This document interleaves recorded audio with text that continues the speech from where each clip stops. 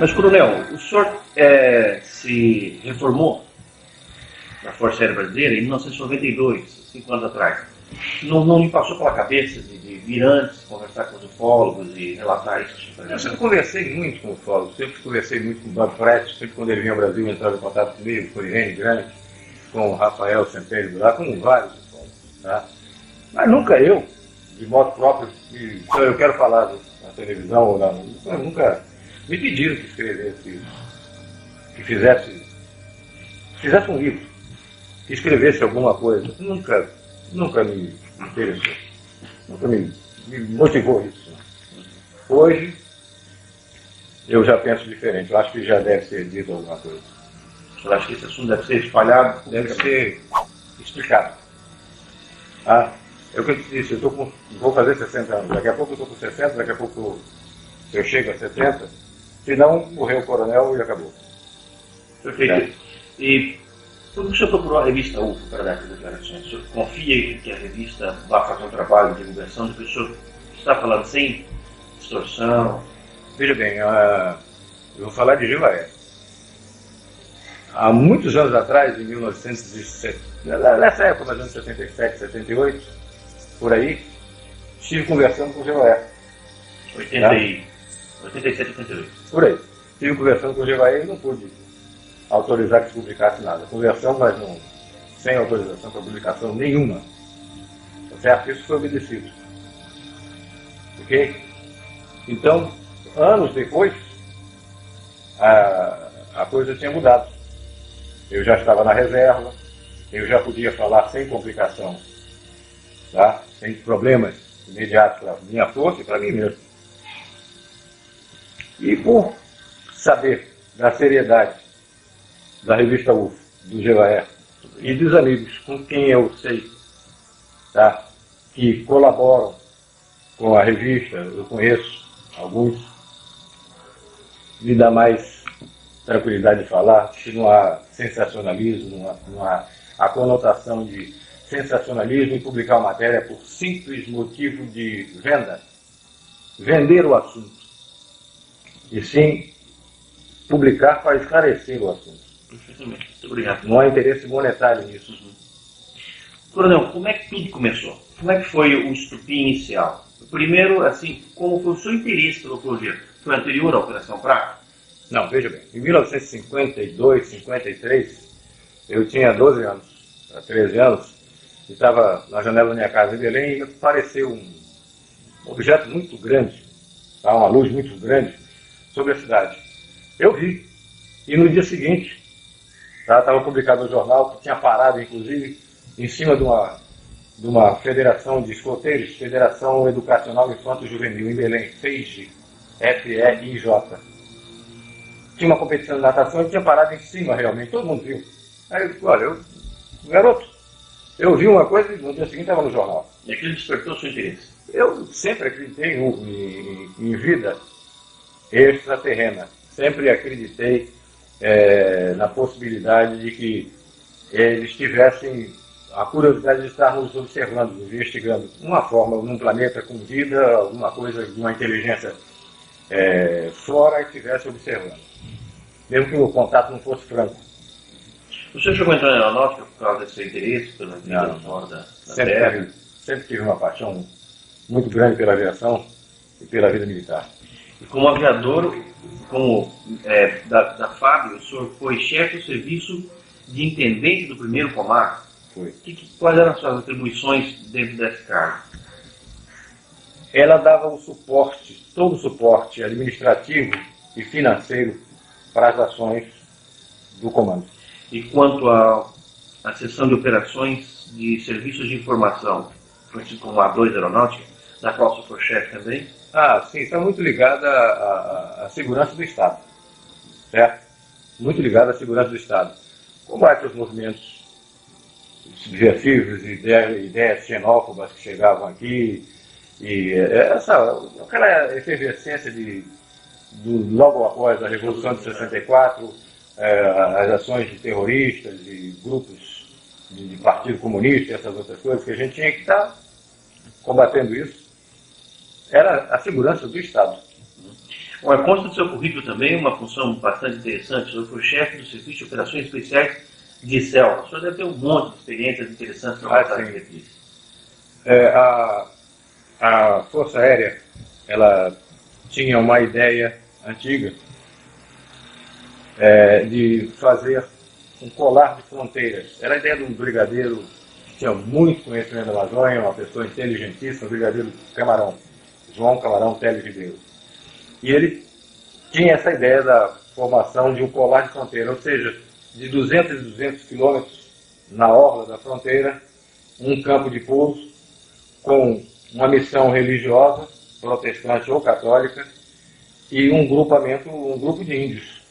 Uma assistência, uma pista de pouso, um grupo de religiosos para darem a assistência e a FAB dando suporte a tudo isso. Eu, como paraquedista, eu tinha também essa maior facilidade, maior adaptabilidade a esse tipo de missão. Teve muitas missões na Muitas missões na selva. Conheceu muitos índios. Muitas tribos, muitos índios, já tem muitos campos. Aculturados. Aculturados, não aculturados.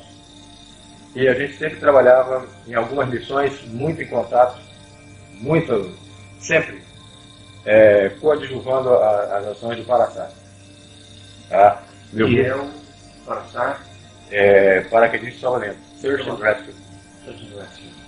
Paraquedista de salvamento. Paraquedista de SAR. Search and Rescue. Serviço de salvamento. O senhor tomou conhecimento de algum tipo de descoberta ligada à arqueologia, ou alguma observação feita por militares na Amazônia, ligada a esse tipo de problema? Sim, alguns colegas, principalmente um que me lembro que relatou que, sobrevoando no meio da selva, ficou surpreendido por uma formação piramidal. Estava coberto por vegetação e parece que ali tinha havido algum núcleo de alguma civilização muito antiga e que, abandonada, a selva tomou conta.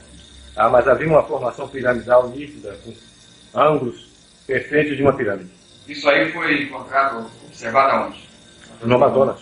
No estado do Amazonas? Não posso te precisar exatamente, mas foi, se não me engano, na região do Rio Javari. Foi me relatado isso pelo coronel Valério. Está vivo ainda.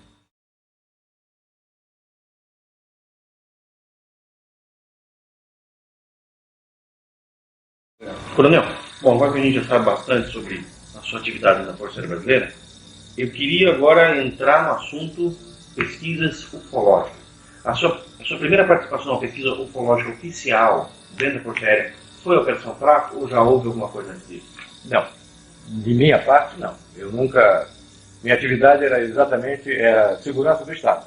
Tá? As coisas que envolviam comprometimento da segurança nacional. Tá?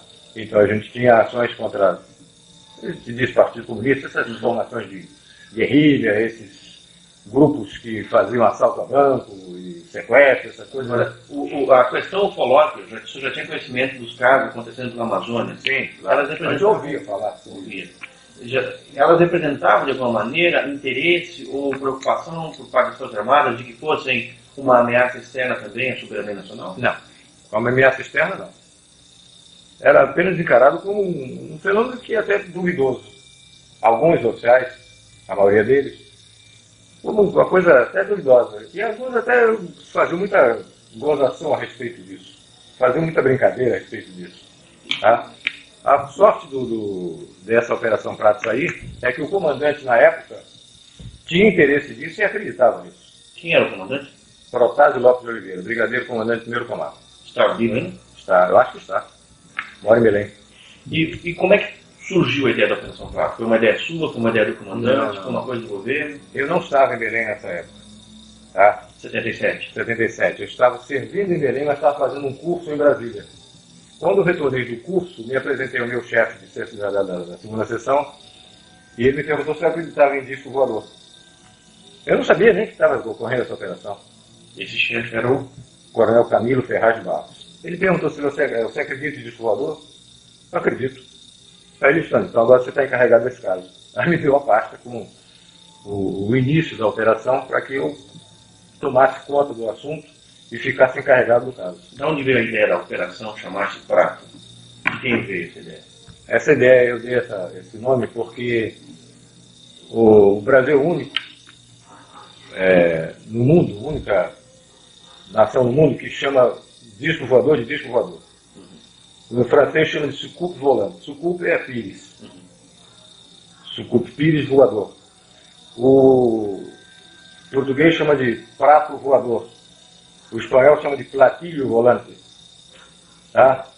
O inglês chama de flying saucer. É o Pires. Eu sabia até como é que o russo chama também, mas não é disco voador. Não é. Tá? Então tudo é relativo a pires. Tá?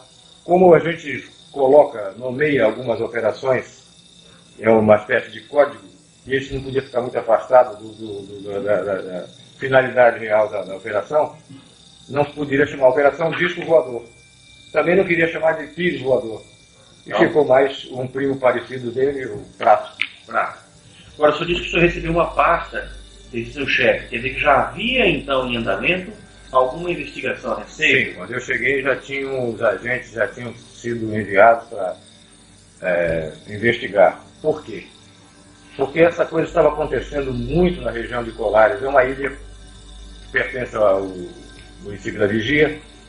É uma ilha no litoral, já no água salgada, no litoral do Pará, frente à Baía do Marajó. O prefeito de Colares, da Vigia, mandou um documento, um ofício do comandante do primeiro comar, porque essa coisa estava incomodando muito os pescadores. É uma ilha de pescadores de hoje. E estava incomodando muitos pescadores. Eles não conseguiam mais exercer atividade, não conseguiam pescar. Porque eram sobrevoados, voavam em torno das embarcações. Às vezes alguns até mergulhavam do lado da embarcação. Tá? Então, e passavam a noite, acendiam fogueiras e soltavam muitos fogos. Os fogos de São João. Para afugentar o inseto. Quando havia sobrevoos. Então a população apavorada, ele pediu, como era coisa do ar, ele se dirigiu ao comando do primeiro comar, pedindo providência. E o brigadeiro mandou que fosse investigar.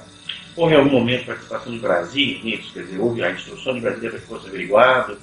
Brasília pediu cautela, caução, confidencialidade? Não participei, na época eu era capitão. Eu recebi a ordem.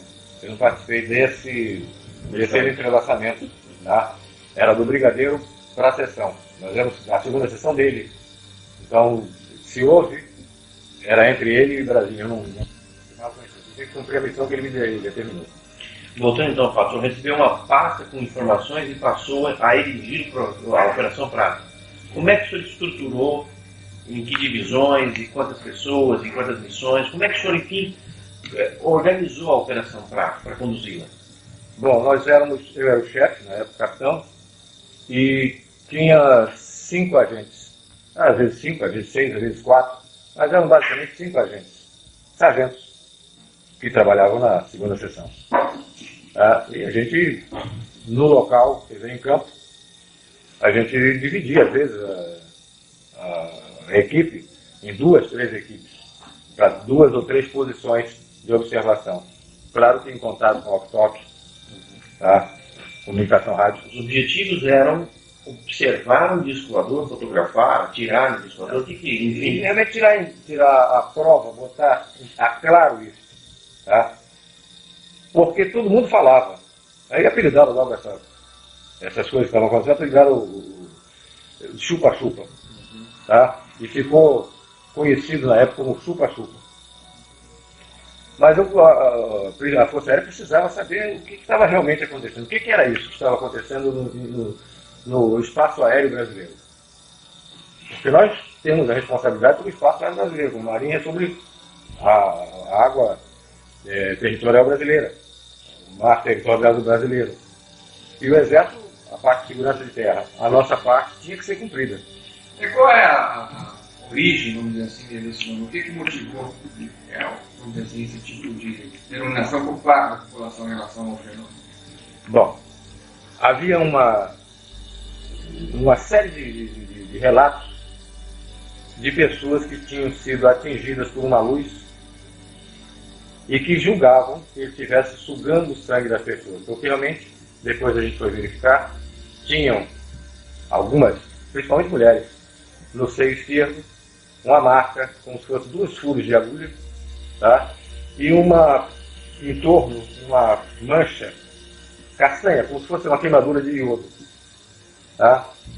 As pessoas diziam que tinham sido sugadas, o sangue tinha sido sugado, uma parte, uma parcela pequena do sangue tinha sido retirada. Então passaram a apelidar de chupa-chupa por causa desse fato. Porque uma luz vinha e incidia sobre a pessoa, e normalmente nas mulheres do seio esquerdo, homens no braço, na perna. Qual era a proporção? Quantas mulheres para quantos homens de média? Mais ou menos 8 para 10, em 10, 8 mulheres. Em 10 casos, 8 mulheres. Mas vocês documentaram os efeitos físicos, das máquinas, das pessoas, foi tudo documentado? Foi visto, foi analisado, foi visto por médicos. Tá? Os médicos faziam parte da operação? Alguns foram conosco. Não me lembro o nome deles. Quando vocês começaram as suas vigílias, então, e tiveram logo de imediato, aliás, o que aconteceu, as comprovações, as filmagens, alguma coisa assim? Não. Eu vou te dizer, sinceramente, eu entrei como um advogado do diabo. Eu entrei para desmistificar isso. Para dizer que essa coisa não existia, que era vamos dizer, uma alucinação coletiva, que alguma coisa estava sendo vista que não era realmente nada de extraterrestre. Tá? Você imaginava que fosse o quê? Não sei, aves, a plumagem de uma coruja, refletida refletindo a luz da lua, alguma coisa dessa natureza. Mas tá? nunca Podia imaginar até que fosse, mas não acreditava que estivesse vendo isso. E eu fui para ver se era realmente isso. E em quanto tempo você teve essa confirmação? Eu passei 2 meses respondendo não para o meu comandante. Eu, quando voltava, passava uma semana e voltava no fim de semana para conviver um pouquinho com a família. O senhor passava semanas inteiras no mato. Tá? E voltava fim de semana e a minha resposta para o comandante era não. Ele perguntou: você viu alguma coisa? Não. Eu vi luzes, mas nunca vi luzes que piscavam, passavam abaixo assim, mas nunca. Nada, eu achei, era realmente muito estranho. Mas eu não podia dizer o que era. Não vi. Eu via luzes, mas eu vi luzes, não sei o que é isso. E ao menos isso durante a noite? Durante a noite. E durante o dia você tinha alguma atividade também incorporada ao projeto? Também. Entrevistas, a gente ia procurar ver as pessoas, entrevistar, preparar os locais onde a gente poderia ir de noite. Eu sabia que na noite anterior apareceu em tal lugar. A gente tinha várias informações a respeito daquele lugar, então provável incidente seria naquele lugar. E a gente se deslocava para lá. No lugar mais provável do acontecimento. Você tinha também acompanhamento do fato, coletando informações das testemunhas? Isso. Sempre fazendo, botando o nome da pessoa, para colocar no formulário próprio, um procedimento, uma metodologia de coleta. Isso. E a gente sempre botava o nome da pessoa, localidade, horário, como foi, descrição de cada fato de perfil. Na mesma localidade aconteceram 3 casos naquela noite. A gente ouvia as 3 pessoas. Que tipo de descrições as pessoas davam, as mais comuns? Não. Tem algumas estranhas que a gente foi depois comprovar que eram realmente tinham acontecido. Desmaterialização de parede inteira, de telhado. Como assim? A primeira senhora que eu entrevistei em Colares, eu tinha saído de helicóptero de Belém para Colares. Pousamos em Ibituba para colher os dados, fica perto de Colares. E decolamos de helicóptero para Colares. Chegamos em Colares e eu fui ouvir uma senhora que tinha sido queimada por esse tal do chupa-chupa que falava. Eu vi, realmente, ela me fez exposição do seio esquerdo, tinha marca, como eu descrevi, marca castanha, como se fosse uma queimadura, e 2 pontos, tá? De perfuração, às vezes era 1 ponto, tá? Quando nós estávamos conversando com ela, ela me descreveu que estava sentada numa rede, fazendo uma criança dormir, tá? E de repente o ambiente começou a mudar de temperatura. Começou a ficar uma temperatura estranha. Ela achou esquisito aquilo, mas nunca ia imaginar o que iria ocorrer a seguir. Ela, deitada na rede, viu que a telha começou a ficar avermelhada, como se você tivesse chegado um charuto numa folha de papel. Ela foi ficando avermelhada, depois ficou vendo o céu. A telha desapareceu. Ficou como se fosse um vidro. Ela via o céu. Tá? Ela via do outro lado, ela estava vendo as estrelas. Tá? Aí eu fiquei mais preocupado ainda, fiquei mais curioso ainda. Esse povo parecesse sincero. E desse buraco que ela falou, que apareceu lá, veio uma luz verde, primeiro, que ela ficou meia dormente, e logo em seguida um raio vermelho. Uma luz vermelha, um raio vermelho. E atingiu o seio dela. O seio dela, seio esquerdo. Sempre do lado esquerdo. A maioria das vezes do lado esquerdo. Na hora que nós estávamos falando, que ela estava explicando isso, uma menina disse, olha, está passando aqui em cima. Em aviação a gente divide o céu em 8 partes. Tá? Questão de meteorologia. Ou seja, o céu com 0/8, ele está claro, sem nuvens. Sem nuvem nenhuma. Com 1/8 tem poucas nuvens, 2/8, até 8/8 está completamente cheio de nuvens. Tá? Nesse dia o céu estava com, vamos dizer, 5/8.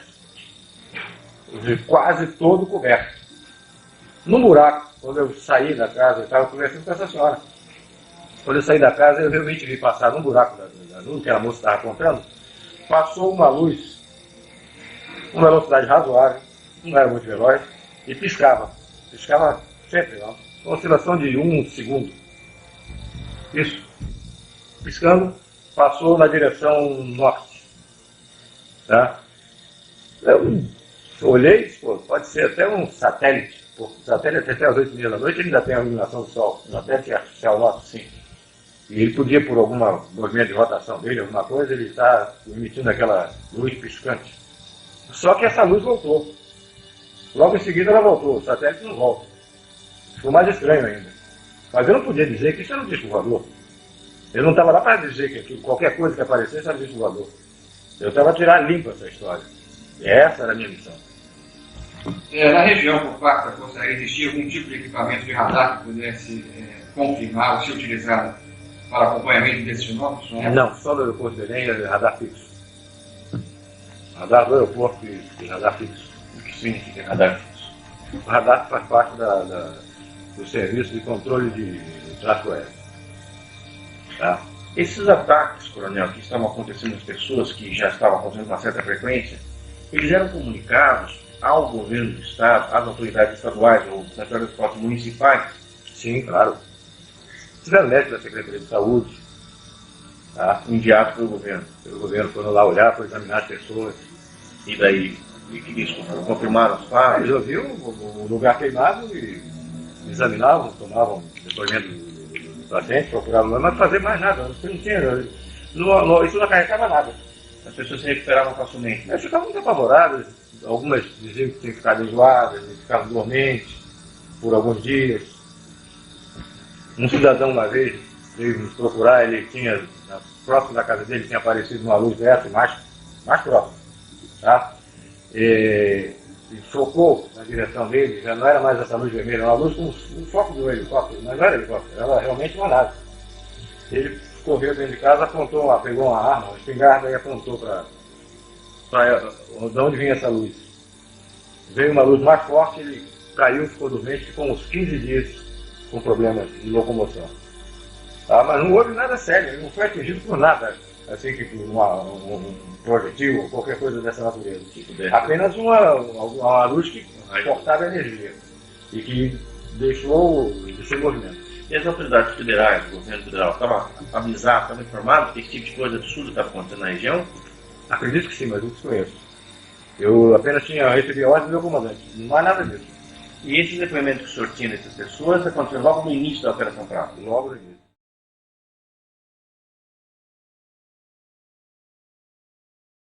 Quando foi que o senhor teve o seu primeiro grande contato? Veja bem, nós estávamos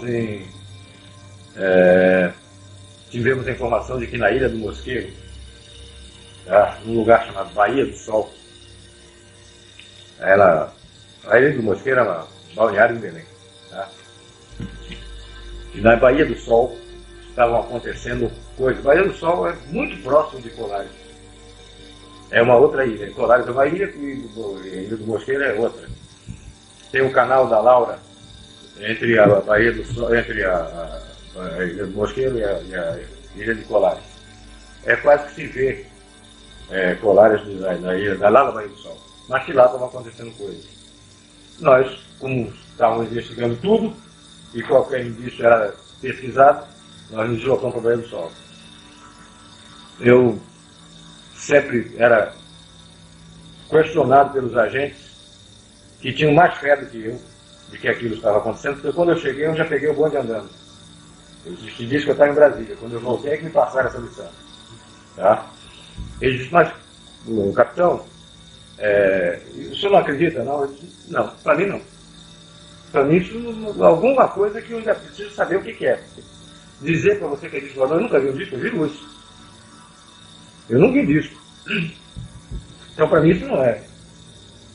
Isso não é disco voador. Não é prova que eu fique satisfeito. Eu estou vendo coisas estranhas, mas não posso me dizer o que é. E um deles, o suboficial Flávio, ele até brincou comigo, o senhor não quer que essa coisa dê uma volta em cima do senhor, acenda a luz, faça tudo, faça uma voltazinha em cima do senhor, um passeio, só para o senhor acreditar. Eu digo, mas seria interessante isso.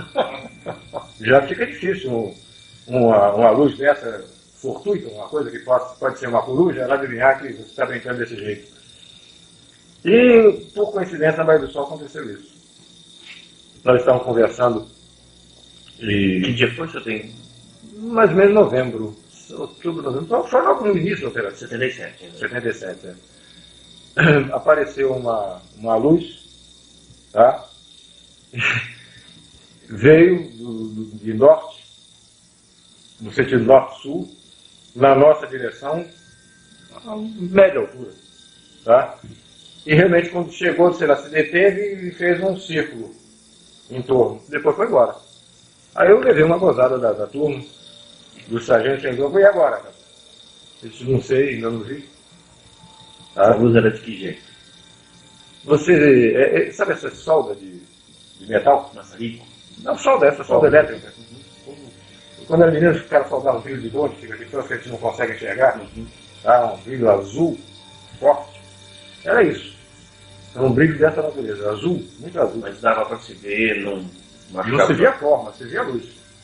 Vocês fotografaram esse objeto? Fotografamos. Levamos um baile de 2 meses. Não saía nada. A gente enchia o quadro da fotografia, via, eu estava vendo a luz forte, fotografava, pô, agora vai sair. Não saía nada. Não vimos nada. Quando a gente pegava o negativo, não tinha nada. Várias vezes aconteceu isso? Várias. Nós levamos um samba de 2 meses. Até que aconteceu uma coincidência. Eu acho que coincidência não existe, mas aí foi um fato inusitado. Eu estava analisando e muito triste, muito chateado, porque eu não conseguia imprimir aquelas imagens na indução fotográfica. E na minha mesa tinha uma lanterna que eu usava em operações de selva. E estava lá, nem sei porquê, porque talvez eu tivesse revisão do equipamento de selva, fazendo manutenção dele, e a lanterna estava em cima da minha mesa. E eu estava olhando os filmes, os negativos. Vendo que não aparecia nada. Nada. Eu olhando muito triste, pô, mas me encheu o quadro e não apareceu nada. Eu observei que a lanterna, ela tinha lá, numa extremidade, ela tinha uma lanterna normal. Na outra extremidade, na outra ponta, ela tinha uma capa vermelha que servia para sinalização em selva, tá? Uma sinalização vermelha. Você bota um sinal no carro, né? Aquela luzinha vermelha. Se você tirasse aquela capa, ela tinha uma tampa, ela tinha um vidro fosco. Eu olhei aquilo e me lembrei que os médicos examinam as radiografias no radioscópio, que é um quadro opaco, com luz por trás, e eles colocam a chapa radiográfica ali para examinarem, para ver o contraste de luz e sombra, né? E eu olhei e disse, pô, eu estou com um radioscópio aqui, eu nem sei se é esse o nome que chamam esses aparelhos médicos, mas eu peguei uma fita, um filme, e coloquei ali. E observei que tinha um ponto, tinha um objeto. Eu não estava procurando nenhuma marca, nenhum objeto. Eu estava procurando luz. Luz eu não via. e eu observei que tinha realmente um cilindrozinho. E em todo o filme tinha aquele cilindro. Então eu tinha conseguido imprimir a parte sólida daquele ajustamento E não a luz. e não a luz, por uma questão de comprimento de onda, eu não sei porquê, a luz não me impressionava aquele filme. Mas a parte sólida, a sonda, que depois a gente veio concluir que seria uma sonda, era um cilindro, tá? Aquilo estava impresso ali. E não estava procurando cilindro, estava procurando luz. Eu ficava muito triste, que não via luz nenhuma. Porque está muito claro aquele filme, né? Vocês fizeram muitas fotografias? Fizemos muitas fotografias. Mais de 500. Quantas fotos de UFOs foram feitas? Quase todas tinham 500. 500. E eram todas catalogadas. Eu guardava aquilo, eu estava até muito triste, porque aqueles rolos de filme ficavam na minha frente, eu ficava olhando, pô, 2 meses quase de trabalho e não consegui nada. Não saía luz nenhuma naquilo. Eu estava procurando ver o que eu, no negativo, o que eu tinha visto. E não aparecia.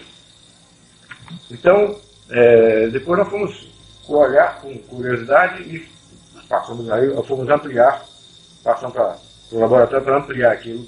Realmente era a sonda que estava ali. Era a sonda. Era uma sonda. E depois que a gente estava com dificuldade já nessa parte técnica fotográfica, eu tinha um irmão da maçonaria chamado Milton Mendonça, já faleceu. Ele era cinegrafista da TV Liberal e era esperto em fotografia. Eu pedi a ajuda dele, porque confiava nele. Sabia que ele, participando da operação, ele não ia comentar com ninguém. Eu tinha absoluta segurança de que o assunto ia ficar restrito ao nosso grupo. Informei o meu comandante de que eu estava com dificuldade na parte técnica de fotografia e pedi essa ajuda ele autorizou. E o Milton, algumas vezes, esteve conosco e sempre auxiliava. Nós passamos a fios especiais. Fios infravermelho, ultravioleta, eu não sei se o nome certo é esse. Tá? Nós passamos a usar fios especiais. Pedimos a Brasília e eles mandavam esse fio para nós. E o resultado passou a ser Bem melhor. objetos grandes. Já passamos a ver alguma coisa, filme, a luz, e outras formas que a gente nem imaginava que pudéssemos impressionar a emoção com essas formas. Esses objetos vistos, qual era o padrão mais comum quanto à forma? Ou quais padrões apareciam e foram constatados por vocês? No início nós vimos o que todo mundo falava, inclusive o padre Alfredo Delaó, já morreu também, padre americano, que era o pároco lá de Colares. Ele me falava de uma sonda que ele tinha visto várias vezes, era como se fosse, e mais ou menos do tamanho de um tambor de óleo de 200 litros. Essa sonda voava com um voo irregular, ela não tinha um voo seguro, ela voava como se estivesse balançando. E emitia luz. E às vezes andava uma ou duas juntas. Saía de onde? Ia para onde? De repente a gente via a luz e ela vinha em cima normalmente em cima da equipe. Vocês chegaram a perceber algum tipo de interação em relação ao que vocês estavam fazendo e o próprio fenômeno? Algum tipo de reação do fenômeno em relação ao que vocês estavam fazendo? Uma coisa muito estranha, essa pergunta é muito interessante. Eles nos parecia que eles tinham absoluta certeza de onde nós estávamos. Eles não procuravam. Eles estavam em cima da gente. Depois de algum tempo que nós estivemos lá, vamos dizer, depois de um mês, as coisas eram em cima da equipe. Eles já estavam em cima da gente, eles sabiam o que a gente estava fazendo. Você podia se deslocar, estava aqui e ia para outro lugar. É lá que eles iam. Como se eles tivessem conhecimento da nossa movimentação, sabiam com segurança onde nós estávamos. E o que estavam fazendo. E o que estavam fazendo. Por exemplo, esse caso que eu te falei da Baía do Sol. Nessa época, o pessoal já está terminando a aula e aí fica muita gente na praia, né, à noite, o pessoal, a rapaziada, a juventude namorando, e vamos dizer, tem umas 100 mil pessoas ali na orla, no fim de semana. E não apareceu lá em cima da gente, lá na Baía do Sol. Essa curva que fez em cima foi num lugar tudo escuro, não tinha mais ninguém, só estava a nossa equipe lá. A coisa fez a curva em cima da gente. E os caras me encontraram, e agora? Agora Esse foi o primeiro grande acontecimento envolvendo o senhor. Foi o primeiro acontecimento, não digo grande, mas significativo. E daí, o que vocês fizeram? Voltaram correndo para a base? Não, nós ficamos lá, passamos a noite lá, só saímos de manhã. No dia seguinte, Eu conversei com o meu comandante e disse, olha, a primeira coisa, que toda vez que ele perguntava, ele dizia, não vi nada, vi luz. Mas eu relatei a ele que tinha acontecido uma coisa estranha. teve alguma reação no seu organismo, algum problema resultante dessa observação? Nesse momento exato, não. O que a gente notou é que todos nós perdemos com o tempo, nós notamos que perdemos a acuidade visual. O óculos de um servia para o outro. Eu enxergava muito bem. Nessa época eu tinha 77, eu tinha 37 anos. Logo em seguida nós começamos a precisar de óculos, todos da equipe. Mas isso veio em razão de outras exposições que nós tivemos mais para frente. Coronel, e em seguida a um evento desse, que foi se repetindo várias vezes, pelo que eu sei, vocês faziam um relatório completo, vocês tinham que se submeter a algum tipo de exame, enfim, qual era o encaminhamento que era dado a esse relatório? Era feito um relatório do acontecimento, um relato do acontecimento, uma hora, local, se possível coordenada geográfica, tudo certo, tá? Mapeamento da região, mas exame pessoal em nós não. Nós sempre fomos pessoas de confiança do comando. No estado Eu digo exame físico, não, para ver se tinha algum problema, assim. não. E o comandante, quando recebeu a notícia de que alguma coisa finalmente havia acontecido, que lhe havia convencido, como ele reagiu? Ficou mais satisfeito, mais alegre. Me pareceu, a reação dele foi de muito agrado. O senhor comentou esse fato com alguém fora da base, fora da Operação Prato, dos seus familiares, amigos, de Belém? Minha mulher sabia das coisas que eu estava fazendo. Eu conversava com ela, conversei com meu irmão, mas fora disso não. E pedia sempre reserva. Eles me perguntavam por que eu, quando o telefone para casa, não está na operação aí da... Eles sabiam, eu sou era conhecido. Minha família é muito conhecida ali do Bosqueiro.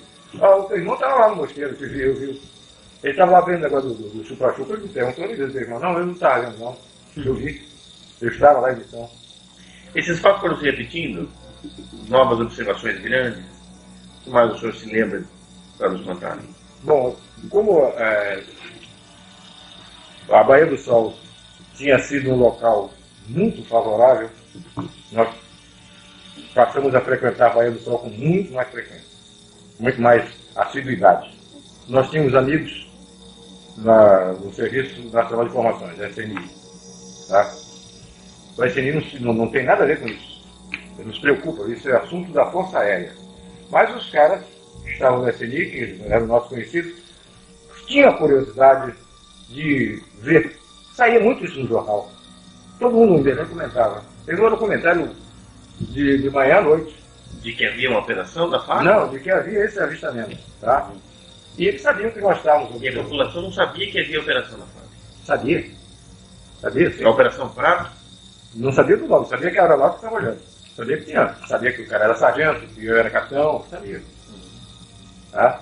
Mas não sabia não sabia do resultado, o que a gente estava fazendo. Sabia que a gente estava olhando. E eles pediram para ir numa operação dessa conosco. Como era perto de Belém, vocês podiam ver também. Eu disse, por mim não tem problema nenhum, não. Mas peça ao seu chefe lá. O chefe do Serviço Nacional de Informações, na época, era da Aeronáutica também. E foi meu instrutor de voo, que era o Coronel Filemon. O Filemon autorizou que eles fossem, mas não era operação do SNI. Era mera curiosidade, como qualquer outro cidadão podia ter. Eles queriam ver aquilo. E queriam ver com a equipe que eles conheciam, que estava fazendo um trabalho sério. E estavam nos locais que já por experiência eram os mais prováveis. Então não teriam nenhuma possibilidade de perder assim muito tempo. Eles foram. Marquei.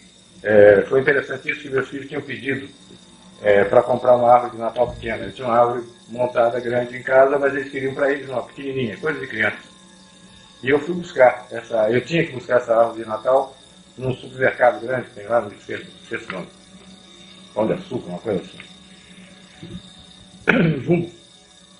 Mercado Jumbo. Mas era daí de Pão de Açúcar. Não estou fazendo comercial de Pão de Açúcar. E então eu disse para a minha equipe que o Milton Mendonça estava nesse dia, cinegrafista do TV Liberal. Estava por mera contribuição, ele não era obrigado a isso, ele apenas nos ajudava. Aí autorizado, era do conhecimento do comando. E nós chegamos lá às 6 horas da tarde, montamos o equipamento fotográfico, montamos tudo, tá? E ficamos num lugar escuro, reservado, ficamos observando, ver o que viria. E eu disse, olha, mas hoje eu vou voltar mais cedo. Tem que estar em Belém às 8 horas, porque eu vou pegar minhas crianças e vou ao supermercado fazer a compra da árvorezinha de Natal. Mais 6h30, mais ou menos, passou muito alto. Passaram 3 pontos luminosos alinhados. Muito alto. E a grande velocidade. A velocidade, eu sou da Força Aérea, conheço avião, é maior do que a velocidade de um avião de linha. Estavam voando muito alto no sentido oeste-leste. Ou seja, da Cordilheira dos Andes para o Atlântico. Muito alto. Passaram os 3, uma velocidade muito grande. E, 7 horas da noite, mais ou menos, da região do norte para o sul. Ou seja, da Califórnia, Triângulo das Bermudas, para Brasília. Nesse sentido, mais ou menos. Passaram 2 objetos, 2 luzes, piscando, alinhadas também, uma atrás da outra. Passaram no sentido norte-sul. Esperamos mais um pouco, começamos a desmorir, o pessoal do FMI não chegava. Esses amigos não chegavam. Eu não podia esperar. Então nós começamos a desmontar o equipamento, guardar nas caixas e colocar no carro. Quando eles chegaram e perguntaram, eu até brinquei com eles, senhor, marquei 6 horas, vocês chegaram 7 e pouco. Aí disseram, eu tinha um problema na saída e tal, coisas de trânsito. E eu disse, aí a gente fez uma pergunta idiota, um deles me fez uma pergunta idiota.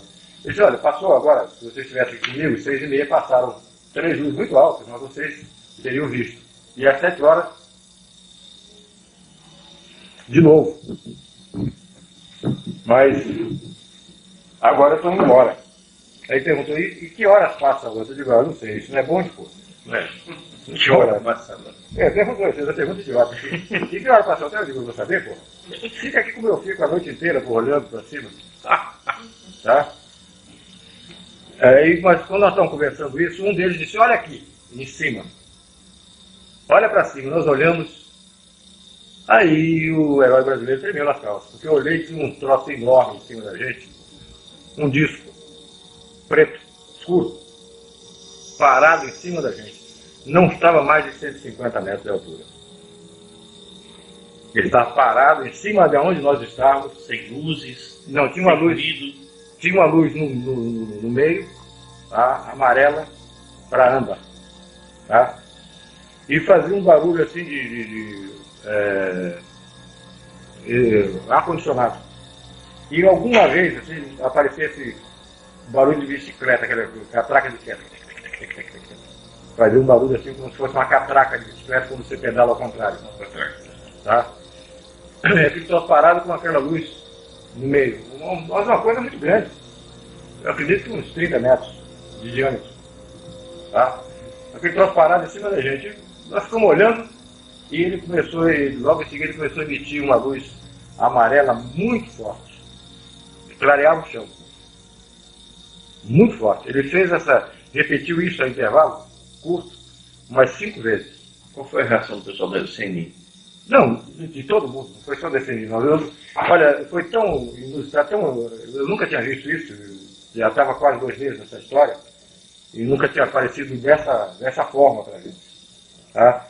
Que, olha, não deu ideia de abrir o carro, montar a máquina, que também não dava tempo. A máquina estava desmontada e guardada nas caixas no carro. Nós ficamos olhando, assustados. Essa coisa iluminava aquele luz amarela forte, apagava, iluminava de novo, fez isso 5 vezes. Latejando. Isso. No intervalo de assim, 2 segundos, quando apagava, 2 segundos depois, 3 segundos, começava de novo. Ele estava botando uma demonstração para vocês. Era uma luz progressiva. Ele não fazia pum, clareava, como um flash. Ela ia crescendo. Depois voltava do mesmo jeito. Era sentindo de alguma coisa que tinha a ver com vocês ali. Isso, em cima da gente. Ele estava parado em cima da gente. O lugar nós estávamos escuro, ninguém sabia quem estava lá. Só nós eles, né?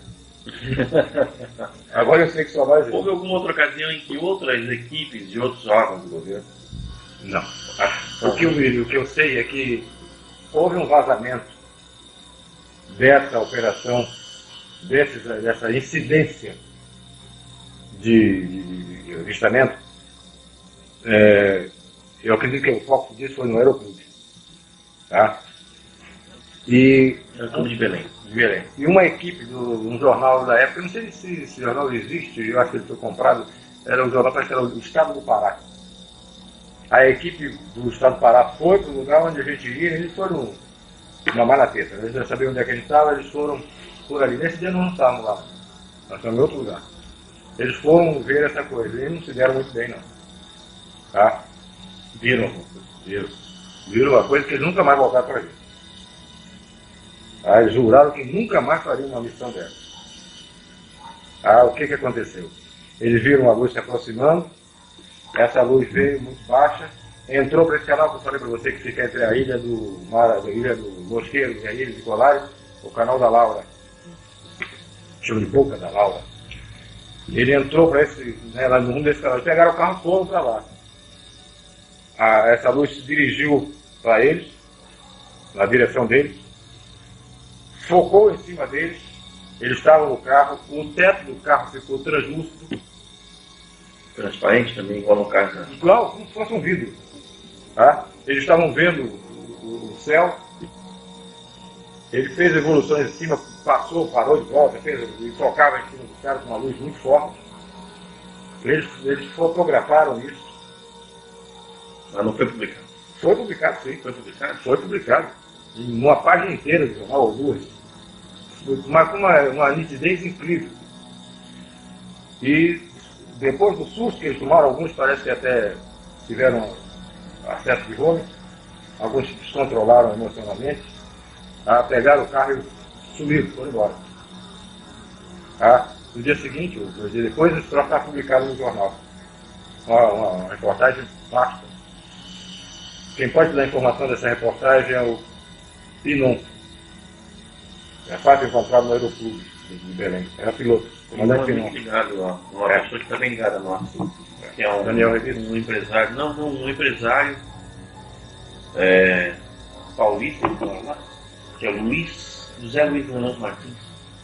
Eu acho que ele não é contemporâneo do seu evento, ele tem para cá. Enfim, em algum momento da Operação Prata, vocês estavam toda hora mandando relatórios do que acontecia lá para a chefia, né? Mas em algum momento vocês perguntaram se haveria possibilidade de informar a população sobre isso? Não foi feita essa pergunta porque a gente sabia que não era possível. Não seria cabível essa pergunta ao comando, porque isso era assunto de coletar dados e entregar ao comandante. Isso era tratado com confidencialidade. Isso. Nós tínhamos que coletar dados, documentar, fotografar, filmar se possível e entregar, informar o comandante. Daí para frente o destino era dele. Ele que daria. O senhor tem ideia do que era feito social? Claro, o tratamento era feito por nós, ele era preparado, era classificado. Depois que o senhor tem ideia que ele fazia com material que informado ao comandante e depois era arquivado. Dentro do comando. Isso aí é para Brasília?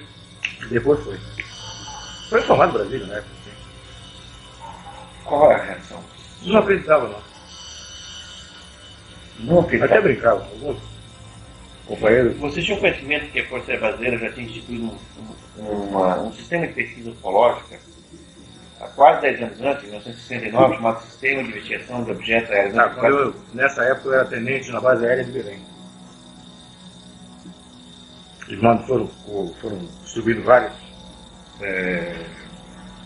folhos, vários livretos com Siwani, Oani, tem uma nome assim, Siwani, uma coisa, pedindo que fosse alguns oficiais que se interessassem, que dessem informações a respeito, fizessem relatórios.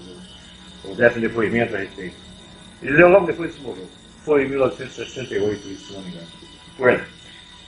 E em algum momento houve a participação de militares norte-americanos pedindo informação, ou querendo trocar informação, ou vindo ao Brasil para acompanhar o trabalho de vocês? Que eu saiba, não. Ou o trabalho de qualquer outra equipe? Não, que eu saiba, não.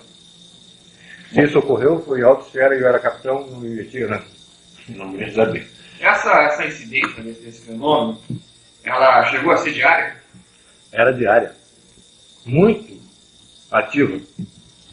Vocês detectaram vários tipos de objetos, então sondas, naves. Depois a gente chegou a verificar que tinha pelo menos 9 formas. A gente conseguiu determinar, classificar como formas de naves. Alguns eram sondas, alguma fotografia parecia uma nave maior e dela saindo naves menores. Depois dessas naves menores voltando para essa nave maior. Tudo isso Como se fosse uma nave mãe recebendo ou naves ou sondas menores. Isso foi documentado fotograficamente. Foi. E filmado também. Quais eram os equipamentos que vocês utilizaram para registrar todo esse material? Máquina fotográfica, não posso dizer, ó, de como, sei lá, mas eram máquinas fotográficas, Profissionais? teleobjetivas, de 300 e 1000. Essa de 1000 é um terror para trabalhar com ela, porque ela tira de foco rapidamente. Qualquer rodeada, qualquer movimento, ela já saiu de foco. Era um terror, era um trambolho enorme.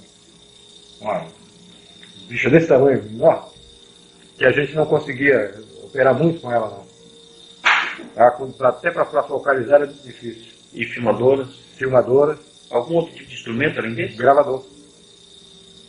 Para gravar as reações de vocês? Possibilidade de algum ruído, alguma coisa. Vocês tinham expectativa de que essas naves entrassem em contato com vocês? Esse era um dos objetivos do projeto da Operação Prato? Olha, a gente estava exposto a tudo. Para te falar a verdade, eu não estou fazendo mistério nem sensacionalismo disso aí, porque não me interessa nenhuma coisa dessa natureza. Podia acontecer qualquer coisa. Mas a gente estava em uma operação militar, era obrigação militar. Se ocorresse, ocorreu em serviço. Vocês estavam portando arma? Não, Nenhum momento? nenhum momento. Eu nunca pensou em levar uma arma? Não, Por via das dúvidas? nenhum momento. Nunca andamos armados, não interessava, não esperávamos que houvesse necessidade, tanto não tinha, nunca foi nem pensado na montagem da operação, na parte logística da operação, alimentação, transporte, não sei o quê, armamento. O armamento estava fora, nunca foi pensado em arma, não sei. Houve alguma expectativa em algum momento, dentro da operação, de que esse fenômeno pudesse ser perigoso, em termos de objetivos? Uma vez, sim. Uma vez foi muito forte o aparecimento, e você tem que detalhar como foi, mas realmente essa coisa aconteceu e eu tive muito medo de que houvesse uma abdução. Como é que foi isso? Só para te fazer um parênteses, não te interrompendo e já tendo interrompido, eu depois fui conversando com o Rafael Semperi Durá. O Rafael me deu um tremendo de um esporro. Me chamou de maluco, de irresponsável, tá? E disse: você está proibido, você tem comandante, mas eu que sou seu amigo estou lhe proibido de fazer uma coisa dessa. Nós estamos numa embarcação, ancorada na margem do rio, e a coisa parou na frente da gente a 70 metros. Como é que era essa coisa? Bom, para te responder essa pergunta, eu tenho que dizer por que nós estávamos lá. Vamos ouvir então a história completa.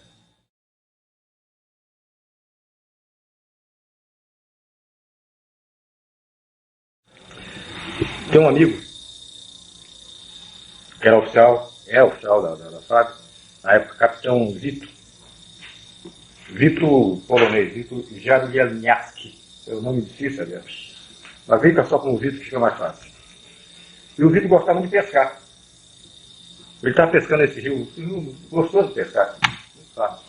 Pois é, ele pescando, ele conseguiu, ele soube de um caso, ele sabia que eu estava, toda a Força Aérea sabia que a gente estava nessa investigação. Ele soube de um caso de um rapaz que trabalhava como, ele apanhava barro para essa olaria. Tá? Ele tirava barro lá no rio para essa olaria. E ele soube de um caso que ocorreu com esse rapaz e sabia que eu estava investigando e foi me procurar, me contando sobre o Luiz. Essa olaria era a olaria Koiffer, de Paulo Koiffer, dono do Foto Koiffer lá em Belém. Keuffer, K-E-U-F-F-E-R. Ele me falou sobre esse Luiz. Eu mandei buscar o Luiz. Mandei um agente lá com um carro apanhar o Luiz e eu queria conversar com ele. Ele me contou um fato incrível. Ele, quando estava colhendo barro, ele viu vestígios de que havia caça comendo restos de flores de uma árvore que estava em floração, tá? Na beira do rio. Ele acompanhou e viu onde é que essa caça comia, era a paca. Conhece paca? Conhece. A paca, tinha uma paca comendo nesse lugar. Eu disse, pô, vou voltar para pegar essa paca, tá? Vou matar essa caça aí. Levou o barro para a olaria, esvaziou o batelão, era uma embarcação de uns 7 a 9 metros, motor de centro. Ele foi, deixou o barro lá, esvaziou a embarcação, passou na casa dele, apanhou uma espingarda e voltou para lá de dia. Preparou um giral, onde ele pudesse ficar, numa árvore baixa, armou uma rede e ficou com a lanterna e a espingarda lá para esperar que a caça chegasse para ele atirar. Escureceu, ele estava lá em cima no giral, sentado na rede dele lá, esperando ouvir algum barulho para começar a se preparar para atirar na caça. E passou por cima dele uma luz muito forte. A luz passou e logo depois voltou e parou em cima dele. Parou em cima do centro dessa nave que ele descreveu, e não era de forma Discord, não. Era uma forma como se fosse a cabine de um Boeing, uma forma elipsoide. Do bojo dentro, do ventre dessa nave, abriu uma porta e desceu um ser, com forma humana. Desceu, eu perguntei a ele se desceu por escada de corda ou de metal, alguma coisa assim. Ele disse, não, ele desceu sem, tinha um foco de luz. Ele desceu, né, com os braços abertos assim, fora de delta. Ele desceu. Quando ele se aproximou, quando ele viu que ele ia descendo, ele pulou fora. Ele pulou dali onde ele estava e se escondeu próximo. E ficou observando, botou um galho, um ramo de árvore no rosto, e ficou vendo o que estava acontecendo. Esse ser chegou, tinha uma luz vermelha na mão. Ele não era uma lanterna que ele segurasse, era uma coisa que talvez estivesse por aqui, assim, na palma. Ele, uma luz vermelha na mão, ele desceu, examinou a rede dele, examinou o lugar onde ele estava, e ele estava com o ramo de folha na frente, lá, olhando, escondido lá, morrendo mesmo. Esse ser depois não procurou, não ficou vasculhando, procurando onde ele estava. Ele foi direto onde ele estava. Ele focou direto onde ele estava. Era uma luz vermelha. Quando ele viu que tinha sido localizado, ele correu. Correu por dentro da vegetação. O rio ali sofre muita influência. Sofre total influência da maré. Ele baixa e sobe de acordo com a maré. E uma lama fez. Ele saiu por ali, para aquela margem, tropeçando em tronco, em raízes, e com dificuldade de caminhar. Esse ser voltou para a nave, e a nave passou a entrar na caia do rio. E perseguia ele a baixa velocidade, baixa altura, estava dentro do rio. A altura das árvores. Algumas vezes abaixo da copa das árvores, no cavado do rio. E acompanhando, mas bem devagar, ele estava com dificuldade de andar. Como ele pretendia caçar e voltar, ele não entrou com o barco, senão o barco seria encalhado com a baixa da maré. O barco ficou num lugar onde tinha flutuabilidade. E nesse barco tinha um garoto de 9 anos de idade, na época, e um amigo dele que ficou tomando conta do barco. E ficaram pescando siri. Tem muito siri nesse rio. Eles ficaram pegando siri. E o cara estava ouvindo com o radinho o jogo no Campeonato Brasileiro. Esse jogo de futebol que passa a noite. Aí estava ouvindo. E ele veio andando, veio correndo e gritando. E gritava para chamar a atenção dos amigos, que ele queria entrar no barco e ir embora. E essa coisa atrás dele, acompanhando. Ele, quando chegou perto, começou a gritar desesperado, até que o garoto chamou a atenção do companheiro dele, e o cara largou o futebol e olhou, ele apontou, olha ali, o cara viu. Todos eles viram, eles pularam para dentro d'água. Em vez de ajudar o Luiz, eles pularam dentro d'água, abandonaram o barco. E o Luiz, como não tinha nem barco, não tinha mais companheiro no barco, ele se escondeu. Aí ficaram os dois dentro d'água e o Luiz escondido no mato, que marcava o rio. Essa nave parou em cima do baterão, você desceu com a mesma luz vermelha, examinou todo o barco, procurou em todos os lugares, olhou, examinou o barco, e eles estão vendo isso. Aí ele subiu, foi para baixo, fechou e a nave descarou e foi embora. Eu conversei com ele e disse, eu vou lá amanhã. Amanhã eu quero estar nesse lugar. Nesse mesmo lugar onde você esteve, eu vou. E nós fomos para lá.